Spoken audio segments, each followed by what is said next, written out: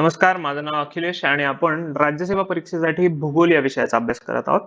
भूगोलामध्ये particularly space टॉपिकवर आपलं discussion चालू आहे. न्यूट्रॉन स्टार तयार कसा होतो, ब्लॅक होल तयार कसं होतं, ताऱ्यांचं जीवनचक्र कसं आहे, चंद्रशेखर लिमिट कशाला म्हणतात, गॅलेक्सीज काय असतात, कॉन्स्टलेशन्स काय असतात, ह्या सगळ्याची चर्चा केल्यानंतर आता आपल्या अभ्यासाचा पुढचा भाग असणार आहे आपली सूर्यमाला. आपली म्हणण्याचं कारण साहजिकच आपण ज्या ग्रहावर राहतो तो ग्रह त्या सूर्यमालेत सूर्याभोवती परिभ्रमण करत असतो, म्हणून त्याला आपण आपली सूर्यमाला म्हणतो. या सूर्यमालेत सूर्य आणि ग्रहांव्यतिरिक्त आणखी काही गोष्टी आहेत. सूर्यमालाचा विशिष्ट विस्तार आहे, त्याचा आकार आहे, तो गॅलेक्सीमध्ये कुठेतरी त्याचं स्थान आहे. या सगळ्याची चर्चा या व्हिडिओमध्ये आपण करणार आहोत. सूर्यमालेचा अभ्यास हा सूर्यमालेच्या निर्मितीपासून झाला पाहिजे आणि सूर्यमालेची निर्मिती ही आपल्यासाठी प्रायोरिटी आहे, कारण त्याच्यावर प्रिव्हियस इयर क्वेश्चन्स वेगवेगळ्या परीक्षांना खूप वेळा विचारले गेले. निर्मितीबद्दलचे प्रश्न म्हणजे नेमके कोणते प्रश्न, तर शास्त्रज्ञ आणि त्यांनी मांडलेले सिद्धांत. काही शास्त्रज्ञ हे एका विशिष्ट सेलेस्टियल बॉडी मधनं सूर्यमालेची निर्मिती झाली आहे यावर विश्वास ठेवणारे होते. काही शास्त्रज्ञ ताऱ्यांमधनं सूर्यमालेची निर्मिती झाली आहे हे म्हणणारे होते. काही शास्त्रज्ञांचं म्हणणं होतं सूर्यामधनच निर्मिती झालेली आहे. काही जणांचं म्हणणं होतं डार्क मॅटर नावाचं काहीतरी एक गोष्ट असते, त्यातनं आपली सूर्यमाला तयार झाली आहे. असे वेगवेगळ्या अनुषंगाने वेगवेगळ्या शास्त्रज्ञांनी स्वतःची मतं मांडली. त्यातलं एकही मत आज सर्वमान्य नाही. आजपर्यंत जेवढ्या शास्त्रज्ञांनी मांडलेले त्यांच्यावर वेगवेगळे संशोधन चालू आहे, पण एक कन्क्लुझिव्ह असं अजून काही त्यातनं फायनल आलेलं नाहीये. त्याबद्दल चर्चा होत राहील, पण आपण प्रिव्हियस इयर क्वेश्चनच्या अनुषंगाने तुमच्या स्लाइडवर दिसणारे सगळे शास्त्रज्ञ वन बाय वन डिस्कस करूयात. त्यामध्ये आपल्याला खूप खोलात जायचं नाहीये, कारण आपण फिजिक्स नाही जिओग्राफीचं लेक्चर बघत आहात तुम्ही, आणि will stick to the PYQs. Okay, मग सुरुवात करूयात इमॅन्युअल कांट पासून. इमॅन्युअल कांट या व्यक्तीनं 1755 साली काही गोष्टी मांडल्या. तुम्ही हे गोष्ट लक्षात गेली पाहिजे, हा तेव्हाचा काळ होता जेव्हा फिजिक्स, मॅथ्स, जिओग्राफी या विषयांमध्ये संशोधन होणं बाकी होतं अजून. याच्या मृत्यूनंतर बरंच संशोधन लागलंही, परंतु त्या काळात काही वस्तू अतिशय प्रिमिटिव्ह लेवलला असताना त्याने एक मोठी संकल्पना मांडली आणि ती होती गॅशियस हायपोथेसिस. इमॅन्युअल कांट हा पहिला व्यक्ती आहे ज्यानं सूर्यमालेच्या संबंधितचा अभ्यास खूप प्रसिद्ध केला. त्यामुळे त्या अग्रक्रमाने त्याचं नाव घेतलं जातं इमॅन्युअल कांटचं. आणि इमॅन्युअल कांट म्हणलं की एक पुढचा महत्वाचा शब्द तुमच्या लक्षात आला पाहिजे, तो म्हणजे अभ्रिका. अभ्रिका एक थोडं मराठी पण संस्कृतच्या जवळ जाणारं नाव आहे. त्याला इंग्लिश सोपं नाव आहे नेब्युला. नेब्युला किंवा अभ्रिका म्हणजे अंतराळातला एक ढग. हा ढग वेगवेगळ्या वायूंपासून तयार झालेला असतो. क्वचित त्याच्यामध्ये काही खडकाळ स्थायी गोष्टी आढळू शकतात, पण मेजॉरिटी हा एक वायूचा बनलेला ढग असतो.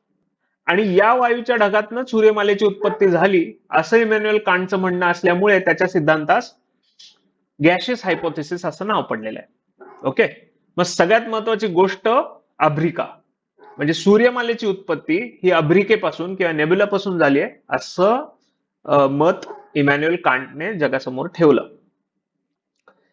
ही अभ्रिका एकमेव असल्यामुळे, म्हणजे सूर्यमालेच्या उत्पत्तीसाठी कारणीभूत ही एकमेव गोष्ट असल्यामुळे इमॅन्युअल कांट यांच्या सिद्धांताला मोनोपॅरेंटल किंवा मोनोइस्टिक सिद्धांत असंही म्हटलं जातं. हे शब्द जेवढे काही स्क्रीनवर दिसत आहेत ते महत्वाचे आहेत, कारण इथून पुढे येत्या परीक्षांना हे मोनोइस्टिक होती का ड्युअलिस्टिक होती का ट्राय हायब्रिड मॉडेल होतं, कोल्ड ओरिजिन होतं का हॉट ओरिजिन होतं, यावर प्रश्न यायला सुरुवात होईल आता. म्हणून हे लक्षात ठेवा की एका अभ्रिकेतून सूर्यमालेचा जन्म झालाय, तर मग ती मोनोइस्टिक मोनोपॅरेंटल संकल्पना आहे.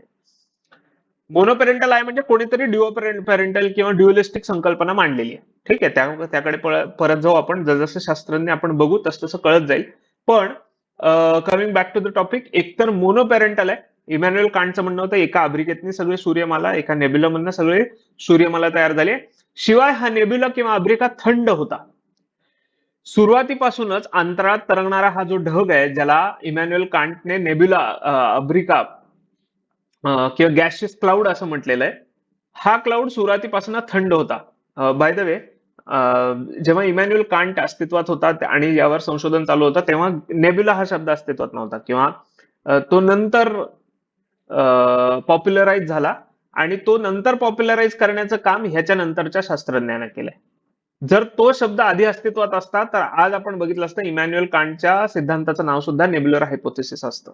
ओके, ठीक आहे. एनिवेज त्याच्यापेक्षा महत्वाच्या गोष्टी तर ह्या आहेत की इमॅन्युअल कांटला म्हणायचं काय होतं. अब्रिकेतनं सूर्यमाला आली हे तर ठीक आहे, पण त्याची काहीतरी प्रक्रिया असेल ना. ती प्रक्रियाच आपण अभ्यासून घेतली तर इमॅन्युअल कांटचा सिद्धांत कुठला होता हे लक्षात राहतं. ओके, आणि फार काही त्यात आपण डीप जाणार नाही आहोत. तुमच्या स्लाइडवर तुम्हाला डायग्राम दिसते, त्याच्या साईडला काही शब्द दिसत आहेत. टोटल 8 शब्द आहेत. हे 8 शब्द म्हणजे तुमच्या नोट्स आहेत. पहिला शब्द आहे स्थिर थंड नेब्युला, दुसरा शब्द आहे वस्तुमान, तिसरा गुरुत्वाकर्षण, चौथा आकुंचन, पाचवा घर्षण. हे एक एक शब्द मी एक्सप्लेन करतो. हे शब्द मी बोलत असताना तुम्हाला त्याच्या जवळ त्याच्या शेजारी असलेली एक डायग्राम आहे त्याच्याकडे लक्ष द्यायचंय. ओके, इमॅन्युअल कांटचं असं म्हणणं होतं अब्जावधी वर्षांपूर्वी आज आपली सूर्यमाला जिथे आहे तिथे एक मोठा ढग अस्तित्वात होता अंतराळात, ज्याला नेब्युला असं आपण आज म्हणतो. हा ढग, या ढगात वायू होते, वेगवेगळे खडक होते, वेगवेगळे अंतराळातली धूळ, डस्ट पार्टिकल्स होते. यांना स्वतःचं वस्तुमान होतं. आणि हा ओव्हरऑल हा नेब्युला जो होता हा थंड होता. या थंड नेब्युला मधल्या पदार्थांचं वस्तुमान जास्त असल्यामुळे त्यांना गुरुत्वाकर्षण होतं. या गुरुत्वाकर्षणामुळे त्या नेब्युला मधले पदार्थ एकमेकांना खेचू लागले आणि गुरुत्वाकर्षणामुळे नेब्युलाचा आकार कमी व्हायला लागला. बघा, मी परत एकदा एक्सप्लेन करतो. इमॅजिन करा तुम्ही एका ढगामध्ये आहात आणि तुम्ही ढगाला चारी बाजूनी ओढताय, तर त्या ढगाचा आकार कमी होणार आहे ना. म्हणजे हा ढग स्वतःच्याच वस्तुमानामध्ये, स्वतःच्याच ग्रॅव्हिटीमध्ये कोलॅप्स व्हायला लागलाय, जवळ यायला लागलाय. ओके, बरं, आता पार्टिकल्स एकमेकांच्या जवळ आले तर काय होणार आहे? घर्षण. घर्षण झालं तर काय होणार आहे? उष्णता. मग हा नेब्युला जो आधी थंड होता तो गुरुत्वाकर्षणामुळे आकुंचित झाला आणि उष्ण झाला. शिवाय दोन पदार्थ एकमेकांना धडकले की ते फिरले, त्यांना एक अँग्युलर मोमेंटम मिळाला, त्यामुळे संपूर्ण अब्रिकाच गोल गोल फिरायला लागली. गोल गोल फिरणारी अब्रिका किंवा गोल गोल फिरणारा तो ढग हा एक्सपांड व्हायला लागला, कारण गोल फिरल्यामुळे त्याच्यामध्ये सेंट्रिफ्युगल फोर्सची निर्मिती झाली. आणि हा एक्सपांड होत असताना वेगवेगळ्या रिंग्स मध्ये एक्सपांड व्हायला लागला. त्यातनं आता हा हा अब्रिका आहे, ही नेब्युला आहे, हा पहिली रिंग, मग दुसरी रिंग, मग तिसरी रिंग. एखाद्या पाण्यामध्ये दगड टाकल्यावर त्याचे लाटा जसा येतात ना चारी बाजूनी, तशा रिंग्स बाहेर पडल्या त्या नेब्युलामधनं. आणि प्रत्येक रिंगचं ट्रान्सफॉर्मेशन भविष्यामध्ये एका प्लॅनेटमध्ये झालेलं आहे. म्हणजे हा नेब्युला, यातनं बाहेर पडलेल्या रिंग्स म्हणजे प्लॅनेट, आणि नेब्युलाच्या मध्यवर्ती भागात जे काही उरलं त्याचं ट्रान्सफॉर्मेशन झालं सूर्यामध्ये.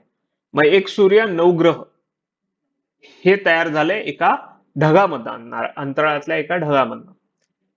हे इमॅन्युअल कांटचं मत होतं. हे मत अतिशय प्रसिद्ध झालं कारण हा खूप नवा विचार आहे की अंतराळात असं काहीतरी आहे. आपल्याला अंतराळात अब्रिका आहेत हे माहिती आहे. म्हणजे आपण जेव्हा आता ऑब्झर्व करतो तर तुम्हाला स्क्रीनवर दिसणारी हेलिक्स नेब्युला आहे, या नेब्युलाला सुद्धा 7-8 अशा रिंग्स दिसतील तुम्हाला. या रिंग्स कडे बघूनच वाटतं की इमॅन्युअल कांट बरोबर तर बोलत होता, कारण एखाद्या ढगाला अशा वेगवेगळ्या रिंग्स असू शकतात आणि या रिंग्स मधनच त्या रिंग्स हळूहळू जवळ येऊन त्यांच्यात मध्येच एक ग्रहाची निर्मिती होऊ शकते. परंतु इमॅन्युअल कांट नंतर जे काही शास्त्रज्ञ आले त्यांनी हे सांगितलं की नाही, इमॅन्युअल कांटच्या सिद्धांतामध्ये काही इनहेरंट प्रॉब्लेम्स आहेत, त्यात दूर केल्याशिवाय तो मान्य करता येत नाही. ते प्रॉब्लेम्स काय होते, त्याच्यावरचं क्रिटिसिझम काय होतं, हा सगळा जॉग्रफी ऑप्शनलचा विषय. त्यामुळे आपण आत्ता त्याच्यात जाणार नाही. आपल्याला फक्त आता एवढंच लक्षात ठेवायचं आहे, इमॅन्युअल कांटने सांगितलं अंतराळातल्या वायूयुक्त गॅशियस हायपोथेसिस नाव आहे त्याच्या सिद्धांताचं. एक वायू असलेल्या ढगातनच सूर्यमालेची उत्पत्ती झालेली आहे. आलं लक्षात? मग इमॅन्युअल कांट नंतर त्याची थेअरी सुधारण्याचा प्रयत्न किंवा त्याची थेअरी पुढे नेण्याचा प्रयत्न केलेला पुढचा शास्त्रज्ञ आहे पियर सिमॉन लॅप्लास. जर इमॅन्युअल कांटच्या काळात नेब्युला हा शब्द अस्तित्वात असता तर कदाचित कांटच्या थिअरीला नेब्युलर हायपोथेसिस हे नाव पडलं असतं, पण त्याला गॅशियस हायपोथेसिस हे नाव आहे. नंतरच्या काळात आलेला जो समान विचारधारेवर काम करणारा जो शास्त्रज्ञ आहे दॅट इज लॅप्लास. लॅप्लासच्या थिअरी सिद्धांताचं नाव मात्र नेब्युलर हायपोथेसिस हे होतं. मग आता या सिद्धांतामध्ये लॅपलासला हेच म्हणायचं होतं की इमॅन्युअल कांट म्हटलंय ते बरोबर आहे, पण त्याच्यात काही चुका झाल्यात. ते म्हणजे नेब्युलर हायपोथेसिस मध्ये नेब्युलाचं जे काही तापमान आहे हे कांटच्या मते खूप कमी होतं आधी, आणि घर्षणामुळे ते तापमान वाढलंय. या उलट लॅपलासचं म्हणणं होतं ते इनहेरंटली आधीपासूनच उष्ण नेब्युला होता, आणि उष्ण नेब्युलापासून सूर्यमालेची निर्मिती झाली. म्हणून तुम्ही जेव्हा स्टेटमेंट बघता नेब्युलर हायपोथेसिस काय सांगतं, तर हे असं सांगतं की सूर्यमालेची निर्मिती ही उष्ण अभ्रिकेपासून तयार झाली, उष्ण अभ्रिकेपासून झालेली आहे. हेच कांटच्या मते ती थंड अभ्रिकेपासून झाली. ओके, हा एक बेसिक फरक. म्हणजे लॅपलासच्या मते लॅपलासचा सिद्धांत हा हॉट ओरिजिनचा आहे, जो की कांटचा सिद्धांत आपण कोल्ड ओरिजिन वाला बघितला. त्यानंतर समान सिमिलॅरिटी इथे आहे की लॅपलासला सुद्धा मान्य आहे की एका अभ्रिकेतूनच सूर्यमाला तयार झाली आहे, म्हणून त्याचा जो दृष्टिकोन आहे लॅपलासचा तो मोनोपॅरेंटल आहे, जो की कांटचाही मोनोपॅरेंटलच होता. ठीक आहे, मग दोन सिद्धांत आपण पाहतोय.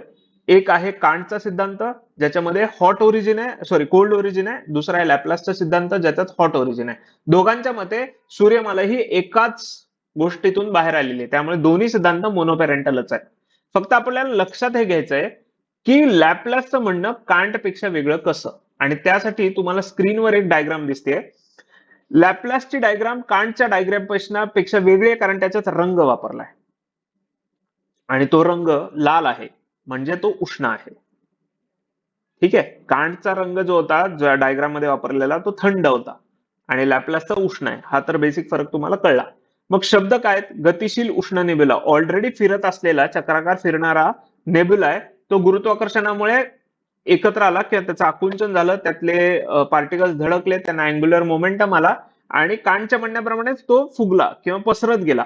फक्त कांटचं म्हणणं होतं 9 तरंगांमध्ये 9 रिंग्स तयार झाल्या.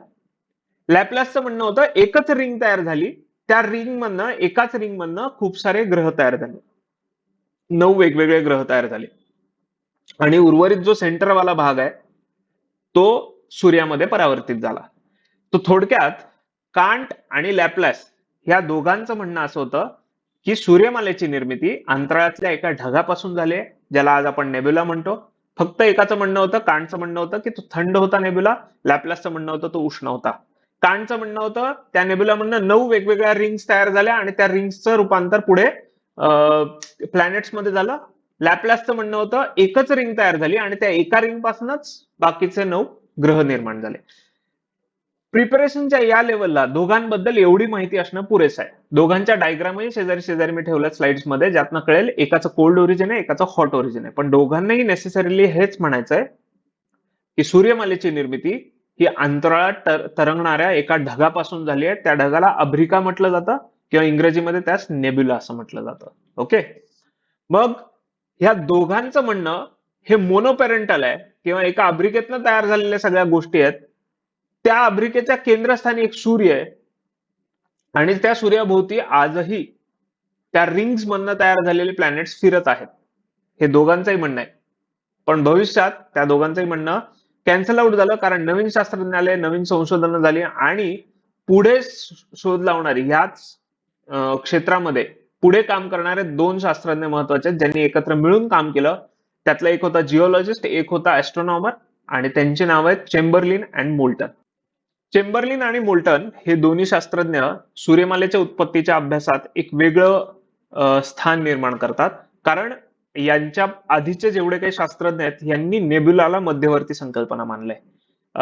इमॅन्युअल कांट, लॅपलास ह्यांच्यामध्ये हॉट ओरिजिन आणि कोल्ड ओरिजिन याच्यामध्ये मतभेद असले तरी सुद्धा दोघांचे सिद्धांत हे मोनोपॅरेंटलच होते. सूर्यमालेची उत्पत्ती एकाच गोष्टीतनं झाली आहे हे ह्यांच्यावर त्यांचा विश्वास होता. पण आता नंतर चेंबरलिन आणि मोल्टन यांनी सांगितलं की नेब्युला वगैरे आपण बाजूला ठेवूयात. आमची एक संकल्पना आहे ती अशी आहे की सूर्यमालेची उत्पत्ती एका आद्य ताऱ्यामधनं झाली आहे, आणि हा आद्य तारा, किंवा त्याला इंग्रजीत प्रोटोस्टार असं म्हटलं जातं, हा थंड पदार्थाचा एक गोळा होता. भविष्यात त्याचं रूपांतर ताऱ्यामध्ये झालं. ठीक आहे, मग चेंबरलिन आणि मोल्टन हे सुद्धा कोल्ड ओरिजिन थिअरीचे पुरस्कर्ते होते.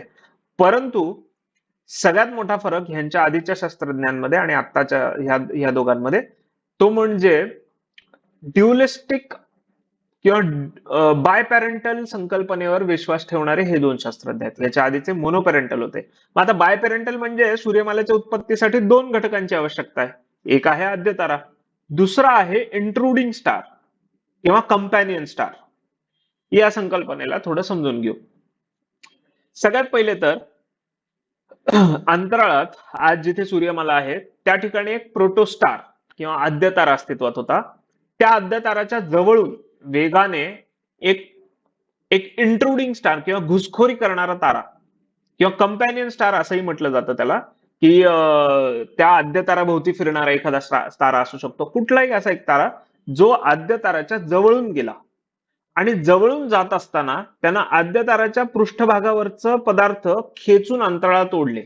आणि हे शक्य झालं कारण जवळून जाणाऱ्या ताऱ्याचं गुरुत्वाकर्षण शक्ती, गुरुत्वीय बल खूप जास्त प्रभावी होतं. आणि याचंच पिक्टोग्राफिकल डेपिक्शन किंवा ज्याला आपण डायग्रामॅटिक रिप्रेझेंटेशन म्हणतो ते तुम्हाला स्लाइड मध्ये दिसत असेल, की सन म्हणून एक आकार आहे, त्याच्या जवळून एक तारा चाललाय आणि तो तारा जाता जाता सूर्याला खेचतो, सूर्यातले पदार्थ बाहेर खेचण्याचा प्रयत्न करतोय. आणि याला आता सूर्य म्हणण्याचं काही कारण नाही, त्याला एक प्रोटोस्टार असं नाव दिलेलं आहे आपण, कारण हा जो प्रोटोस्टार होता हा थंड होता. स्लाइड मध्ये दिसतंय तसा तो थंड होता आणि ह्याचंच रूपांतर भविष्यात आता आज जो अस्तित्वात आहे त्या सूर्यामध्ये होणार आहे. मग या आद्य ताऱ्यापासूनच ह्या आद्य ताऱ्याच्या सरफेसवरून काही गोष्टी खेचल्या गेल्या किंवा या आद्य ताऱ्याला फोडण्यात आलं आणि हे फोडण्याचं काम केलं घुसखोरी करणाऱ्या ताऱ्याने, इंट्रुडिंग स्टारने. हा इंट्रुडिंग स्टार आपली सूर्यमाला जिथे आहे तिथे तो आला आणि घुसून त्यात आद्य ताऱ्याला फोडलं आणि तो स्टार निघून गेला. त्याचं थोडंफार डायग्रामॅटिक किंवा डायग्रामॅटिक नाही म्हणणार मी, ड्रामॅटिक म्हणेन, ड्रामॅटिक रिप्रेझेंटेशन स्लाइडवर तुम्हाला दिसत आहे. हे काय जनरेटेड इंटरनेटवरच्या इमेजेस आहेत.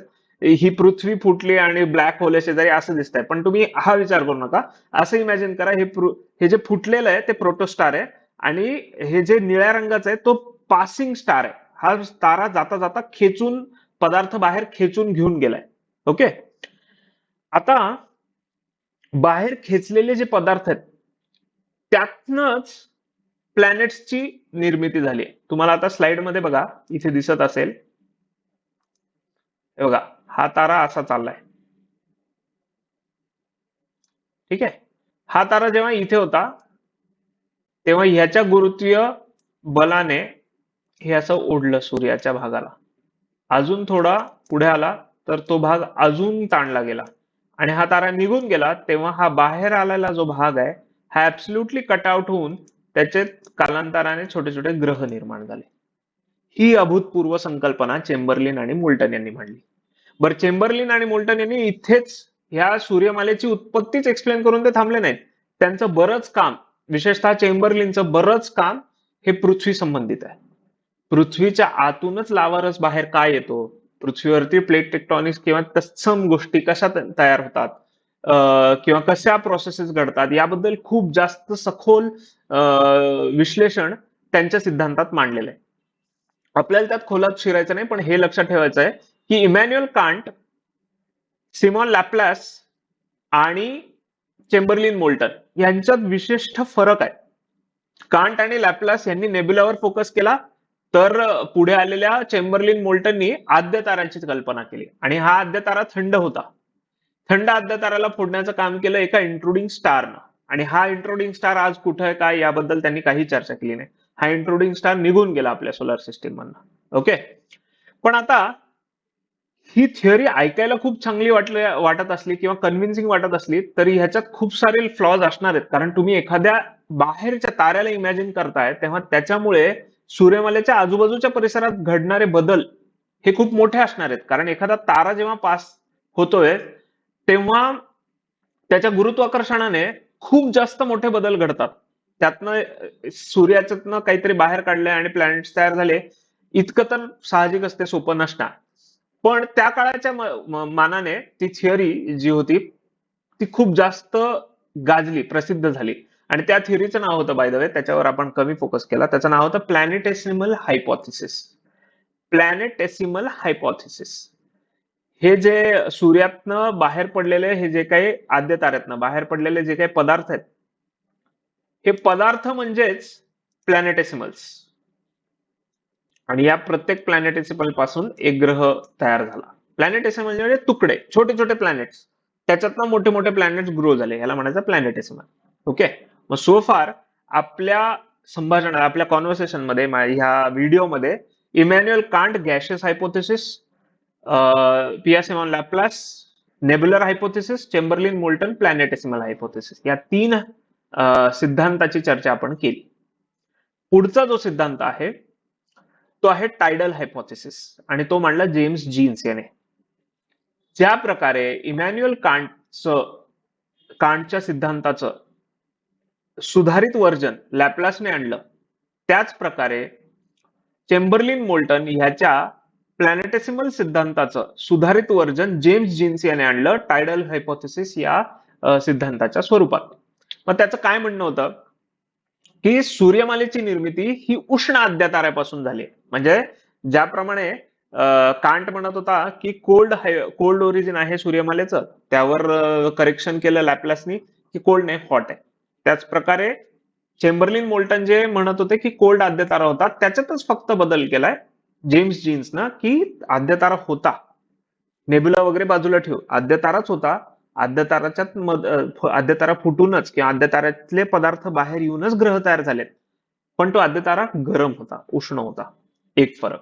त्यामुळे तुम्हाला हॉट ओरिजिन आणि बायपेरेंटल दिसतं. इथेही बायपेरेंटल शब्द आहे बरं का. जेम्स जीन्सच्या मते जेम्स जीन्सचंही हेच मत आहे की सूर्यमालेची उत्पत्ती 2 घटकातनं तयार झाली आहे.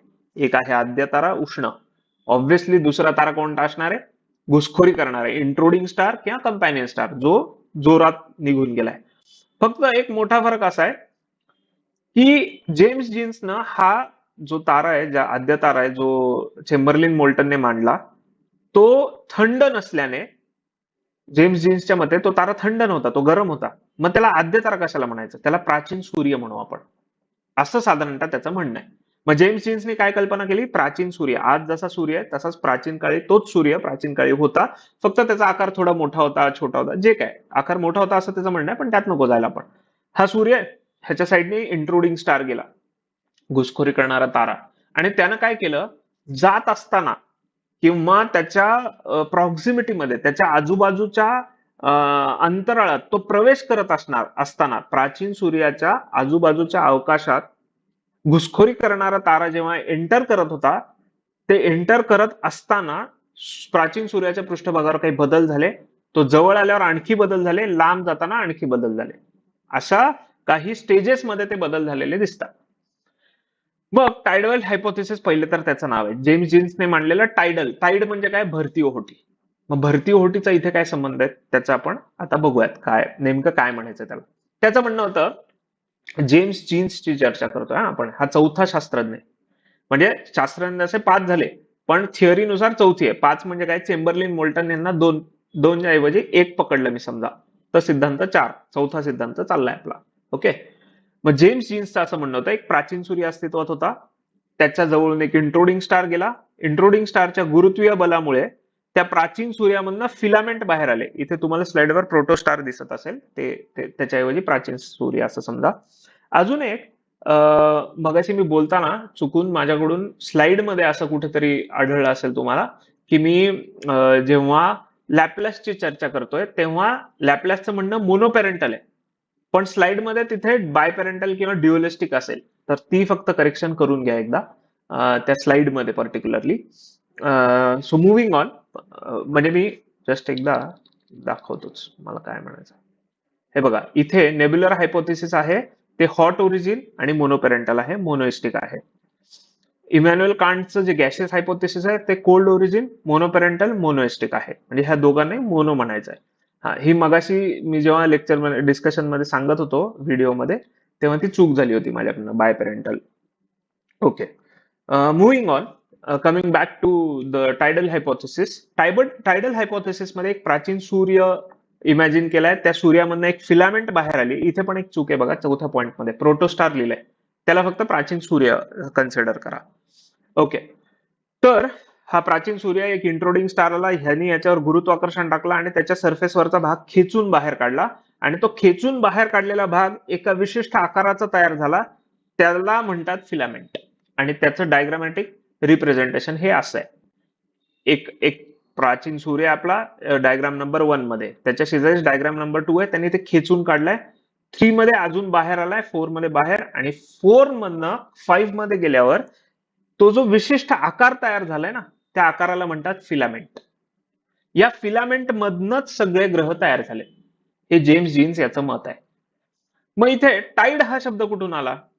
तर चंद्रामुळे पृथ्वीवरचं पाणी जसं ओढलं जातं ना, पण पृथ्वीवरचं पाणी ओढलं जाऊन ते अवकाशात बाहेर पडू शकत नाही, कारण पृथ्वीचं गुरुत्वाकर्षण खूप जास्त आहे, बरोबर.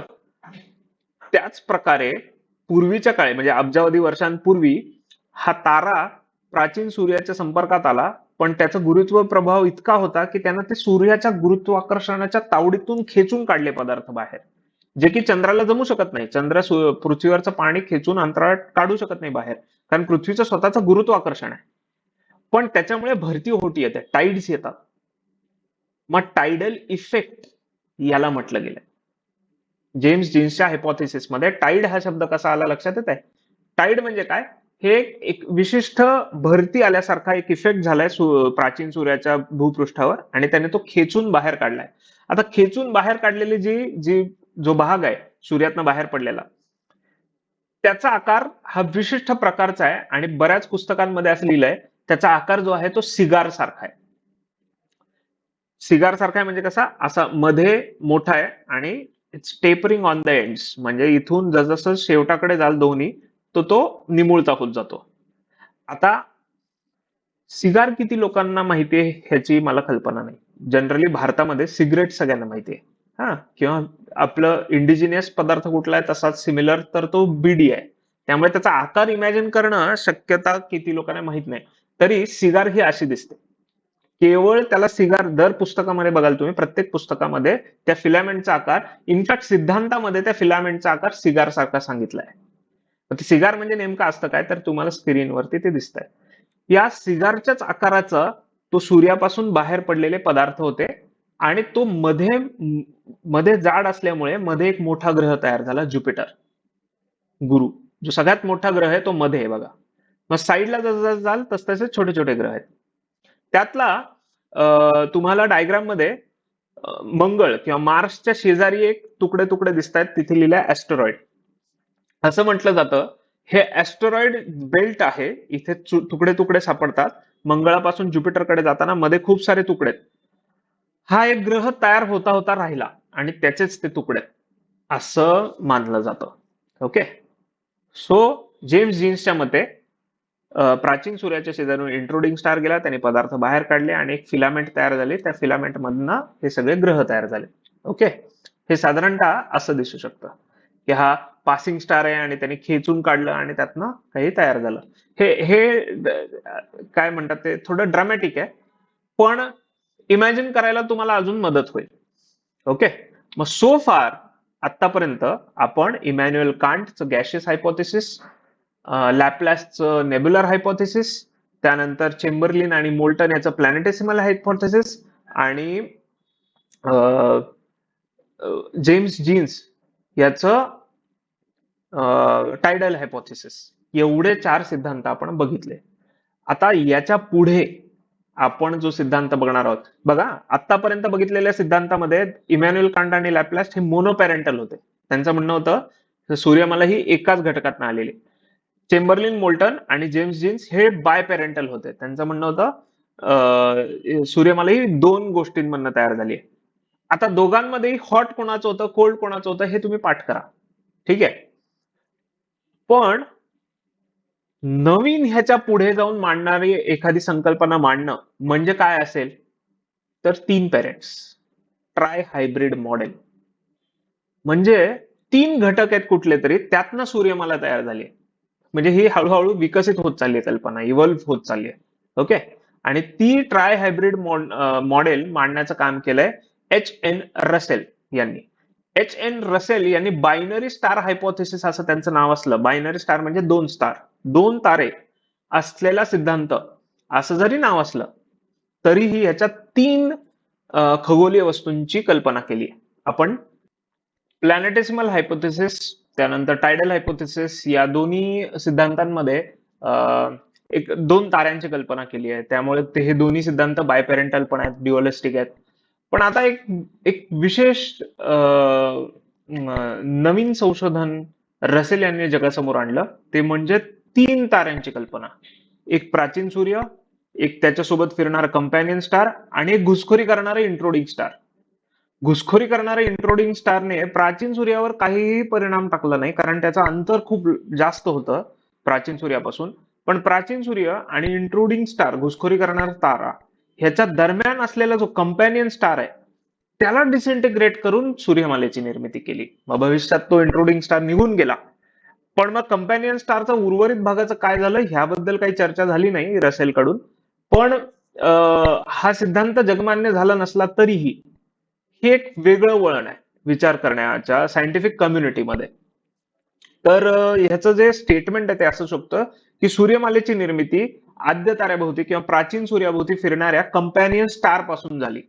म्हणजे हा हा प्राचीन सूर्य, हे त्याच्या भोवती फिरणारा कंपॅनियन स्टार आणि एक घुसखोरी करणारे इंट्रोडिंग स्टार. इंट्रोडिंग स्टारने कंपॅनियन स्टारच्या पृष्ठभागावरचं पदार्थ खेचून बाहेर अंतराळात काढले, यापासून सूर्यमाला निर्माण झाली. प्राचीन सूर्य जसा आहे तसाच आहे, तो आजही तसाच आहे.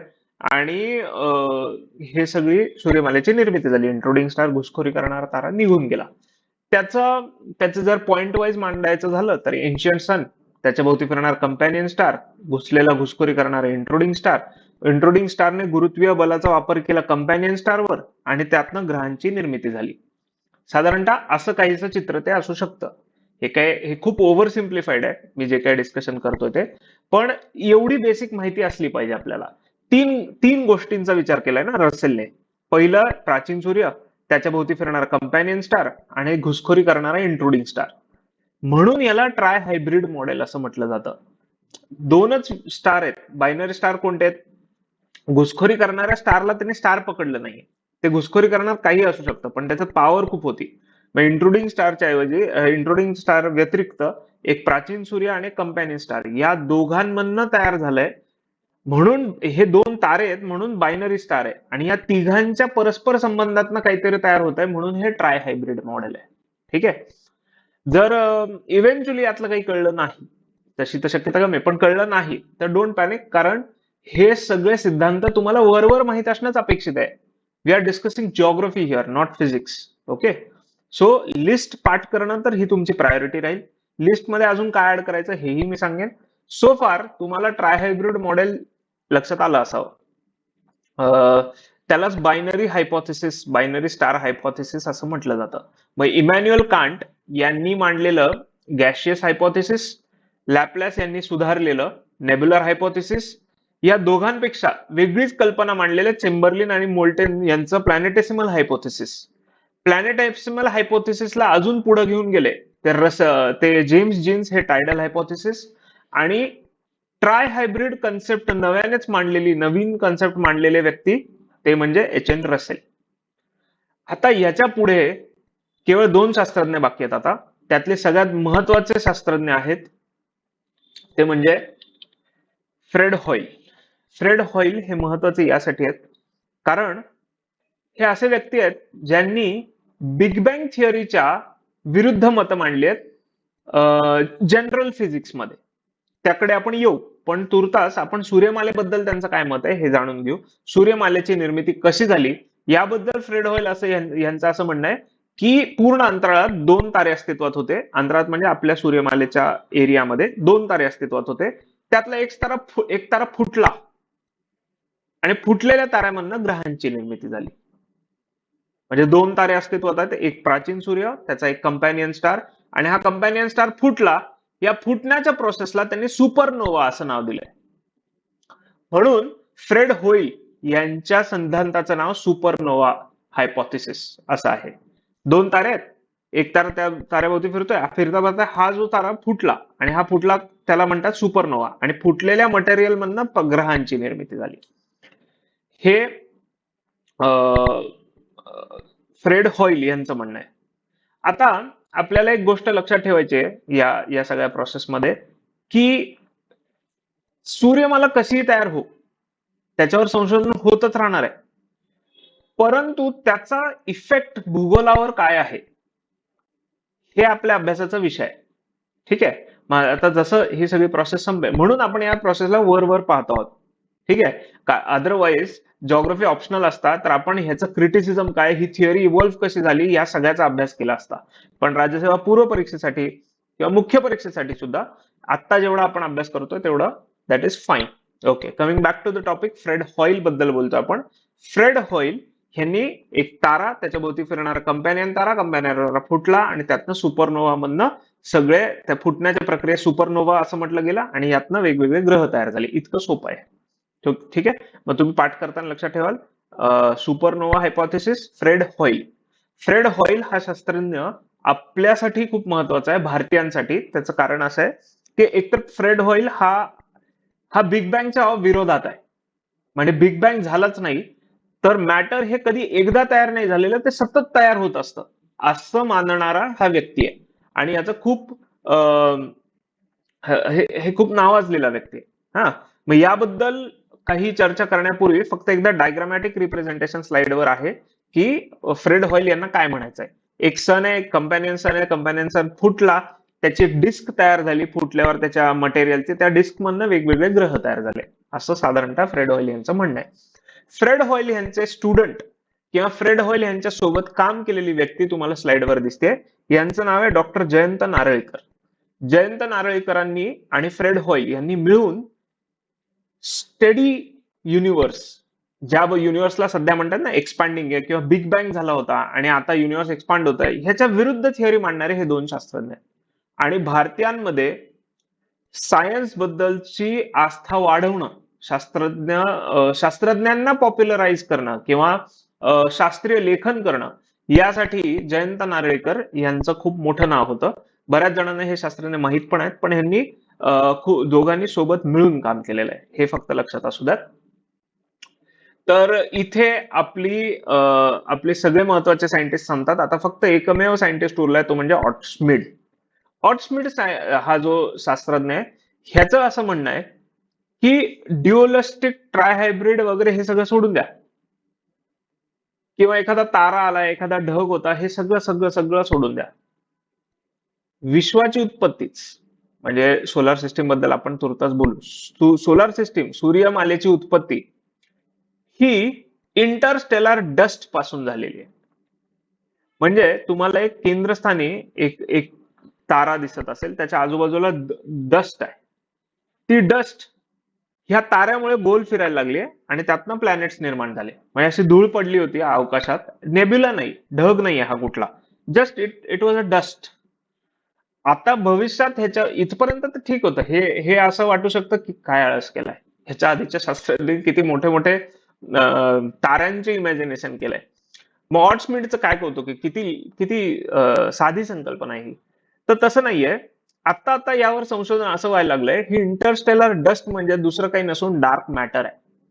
ऑटस्मिड स्वतः कधी डार्क मॅटर याचा उल्लेख त्यांनी कधी केला नाही, पण आताचे शास्त्रज्ञ असं म्हणतात ऑटस्मिडचं जे म्हणणं होतं, मध्ये एक तारा होता आणि आजूबाजूला न दिसणारा पदार्थ आहेत, त्यातनं ग्रहांची निर्मिती झाली आणि ते न दिसणारा मॅटर म्हणजे डार्क मॅटर आहे, ज्यावर आता संशोधन सुरू आहे. पण मग हे डार्क मॅटर हा शब्द आज आला, ऑटस्मिडच्या काळात इंटरस्टेलर डस्ट असा शब्द दिला त्यांना. की इंटरस्टेलर म्हणजे काय, खरं तर इंटरस्टेलर या शब्दाची फोड करू. स्टेलर म्हणजे काय, सन, सूर्य किंवा तारा, दोन ताऱ्यामधली जागा म्हणजे काय, इंटरस्टेलर. ठीक आहे. मग ह्या अवकाशातली, स्पेस मधली जी काही जागा आहे त्याच्यामध्ये असलेली धूळ, आणि ही धूळ दिसत नाहीये असं नंतरच्या शास्त्रज्ञांचं म्हणणं आहे, कारण ते डार्क मॅटर आहे आणि ह्या डार्क मॅटर पासून आपण सगळे तयार झालो, असं काही शास्त्रज्ञांचं म्हणणं आहे. मग इथे आपली लिस्ट कंप्लीट होते. 1755 पासून 1943 पर्यंत वेगवेगळे सिद्धांत सिक्वेन्शली मांडलेत. त्यांचं मोड ऑफ ओरिजिन तुम्हाला चार्टमध्ये दिसत असेल, कोल्ड आहे, हॉट आहे, कोल्ड आहे, हॉट आहे. याच्यात काही अडचण असेल तर तुम्ही परत रिव्हिजिट करू शकता स्लाइड्सला, मध्ये काही जर चूक असेल तर. I have checked it. तसं तर काही स्पेलिंग मिस्टेक वगैरे, स्पेलिंग म्हणजे ते वर्ड ड्युअलिस्टिकच्या ऐवजी मोनोइस्टिक आहे का कुठे, हे मी चेक केलंय. Still you guys be aware about it. आता एक पाऊल थोडं पुढे जायचंय. याबद्दल प्रश्न आजपर्यंत आलेले आहेत. ठीक आहे. वेगवेगळ्या आतापर्यंत आपण केलेले शास्त्रज्ञ आणि त्यांचे सिद्धांत यावर प्रश्न विचारलेले आहेत. आयोगाने एक पाऊल पुढे टाकलंय आता. आयोगाचं म्हणणं आहे, हे आपण आता केलेले शास्त्रज्ञ तर ठीक आहे, त्याच्या व्यतिरिक्त अल्फ्वेन, रॉसगन, एस.सी. बॅनर्जी, फेसेंकोव्ह आणि इत्यादी हे 5-6 सायंटिस्ट तुम्हाला माहित असावेत. आता हेच करण्यामध्ये आपल्याला एवढं फिजिक्सचा अभ्यास केल्यासारखं फिलिंग येत आहे, तर मग हे नवीन शास्त्रज्ञ शोधले कुठनं? तर सविंद्र सिंग हे फिजिकल जॉग्राफीचं पुस्तक आहे, त्याच्यात एक चॅप्टर आहे ओरिजिन ऑफ द अर्थ किंवा सोलार सिस्टीम. या पूर्ण चॅप्टर मध्ये मी आता जे काही सांगितलं तुम्हाला ते सगळं या चॅप्टर्स मध्ये दिलेलं आहे. हे सगळे पानं तुम्हाला वाचायची गरज नाही, कारण मी आता एक्सप्लेन केलंय त्या सगळ्या पानांमध्ये दिलं काय. त्यातलं जे शेवटचं पान आहे त्याचा फोटो मी टाकलेला आहे बघा, पेज नंबर 30 मध्ये. इथे ऑटस्मिडची थिअरी संपते आणि 2.10 पॉइंट मध्ये रिसेंट थिअरिस्ट म्हणून एक पॅराग्राफ आहेत 2. आयोगाने काय केलंय, त्यातले पॅराग्राफ मधले सायंटिस्ट उचलून प्रश्न टाकलाय. The question is too generic. आता प्रश्न काय मी हे सांगतो पहिले. प्रश्न आहे, जोड्या लावा. सेफिड सिद्धांत, विद्युत चुंबकीय सिद्धांत, निहारिका सिद्धांत, द्वैत तारा सिद्धांत आणि शास्त्रज्ञ लॅपलास, डॉक्टर बॅनर्जी, अल्फ्रेन, लिटलटन.